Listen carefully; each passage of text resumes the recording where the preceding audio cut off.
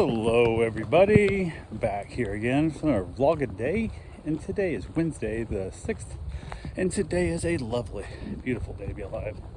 Got this morning fairly early-ish, got up, got around, got the dogs taken care of, had another dog getting dropped off fairly early this morning, got that wrapped up and taken care of, and it was really nice not to take my wife to work, so felt really good there. I was excited about that. So she actually went in late because she had to go to physical therapy first, so she was getting a little bit later start, but got the dogs done. Got the dog dropped off here, and the grumpy old dog just did not want to play with the other grumpy old dog. It was so funny. So they both are really stubborn when they first meet two new dogs. Both these dogs are. I've had them multiple times, and to get a little bit extra growly at them, and then you have to kind of tell them knock it off and behave, and then they're fine. So we finally got over that. We got through that. It was not a big deal. Everything's good to go there. So everybody was hanging out and chilling out.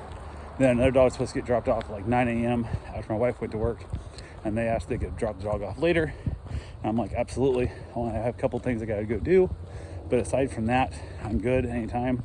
Just give me a heads up and let me know. And they came over, and it was, I don't know, it's like 10:30, 11 o'clock, something like that. They got the dog dropped off. So we chatted a little bit. His mom's not doing well in the health-wise, and they're giving her who knows how long to live. So kind of dealing with that. And they ended up finding out some other information. Uncle, I guess, has been given a few weeks to live as well. So they got that dumped on him. And I was like, oh, that's so crazy. But yeah, just coming together like that just sucks when they double up. So watching the dog, she's a big giant oath of a mastiff. She's just so lovable and kind, but she doesn't understand her size, so she's like runs into you and shoves on you and stuff. So I gotta be real careful around her, with Karen especially, with her knee still not being, she doesn't have her balance yet. She doesn't feel like she can trust her leg fully yet, so definitely gotta watch that when she gets home. But introduced them, and she just wants to play with the new dogs, even though they're old grumpy, and they took a bit, they got warmed up to each other, took a few tries, and they kind of got a little, the old ones kind of got told to knock it off a few times, but they finally figured it out, and they're just not used to seeing a dog that big. They've dealt with Bruce. Bruce is completely different energy than the Mastiff is, so they're good with him. They've been around him a lot. This is the first time both of them have met the Mastiff, so it was really interesting. But we hung around, finally got them all chilled out, and everybody just got along great. They kind of in and out of the house as they wanted throughout the day. And then the daycare old dog, he went home, I don't know, midday or so, and then just chilling out. Decided to get my run in.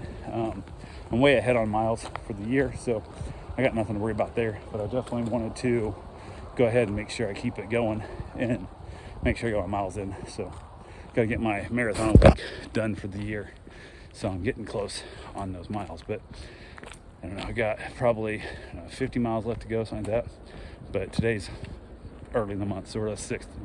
I got till the 31st, so we're all good there. I think next year I'm going to cut back my running. I'll still run every day, keep my run streak alive, I believe. I might quit, I don't know, I haven't decided yet, so we'll see. But I'm gonna definitely do more miles on my bike. I haven't rode my bike hardly at all this year, and I want to ride my bike more and see if I can give my feet a little bit of a break to let them heal up, and also see if I can get that calf to stop hurting so damn bad. After that motorcycle wreck, that calf has just been complete garbage. So I'm hoping maybe if next year goes as planned, I'll put more miles into my bike, and then I'll just keep my run super short all week. Then maybe like once a week, go for one long run, and try and work my distance back up.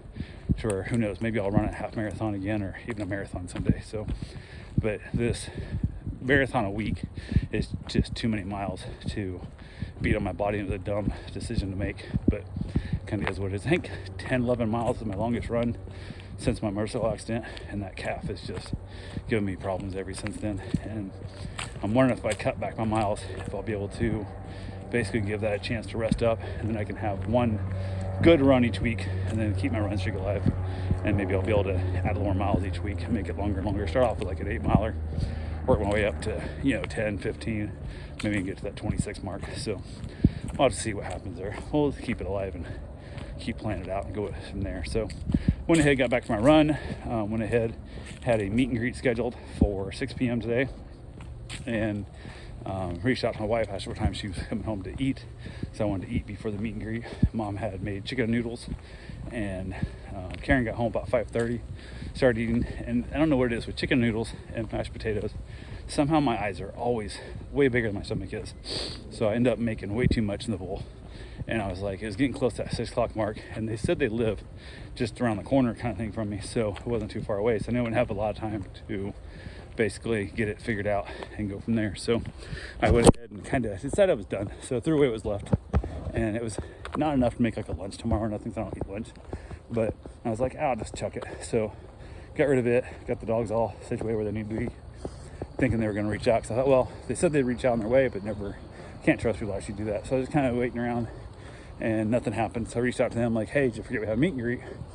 And reached out again with no response at all. And I was like, to hell with you people, man. It already was a dog I didn't really want to take to begin with, because there was some red flags in the descriptions of the dog and stuff, and their communication was lacking at best. And then you do this, I'm just go find somebody else. Good luck finding somebody else this time of year. Come up over the holiday season with, they wanted over Christmas, with this sort of time left. And on top of that, with a crappy dog, you're gonna have a hard time finding a sitter. So I just said to hell with it and just moved on. So we'll see if they reach out. Never reached out at all throughout the whole night. I thought, well, they're gonna surely see this and be like, oh, I'm sorry, I forgot, and that was the next day or something. And nope, nothing. So it just makes you realize how much people suck. And also a main reason why I never schedule meet and greets for weekends, for that reason, because definitely weekends always come up with something else to do, and people forget they have a meet and greet scheduled. So don't understand it. But ended up started watching episode 1, season 1 of Wentworth. It's the UK version of Orange is the New Black, and I've watched it once a long time ago. I watched it, and we just finished up with Grace and Frankie. She needed something else to watch, so we ended up watching that. And I told my wife pick out something. She never picks out anything, so this is what I put on for now. I don't know if she'll continue wanting to watch or not. First episode's pretty intense for the first episode, so it's kind of one of those things that I asked her, so you want to watch episode 2? And she goes, yeah, I'm good with it. I said, okay. So watch it. Not sure it's gonna be the greatest one for it, because it's a fairly long show.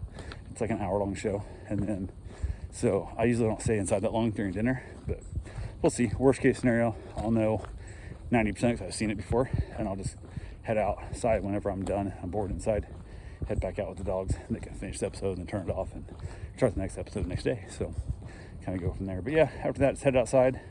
End up having another cigar my buddy gave me for the Advent cigar calendar thing. So ended up being a Series O.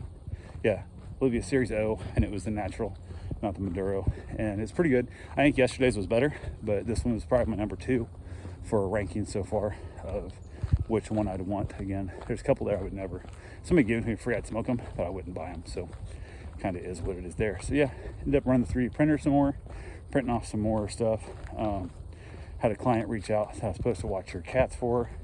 One of the cats passed away, so kind of a weird deal.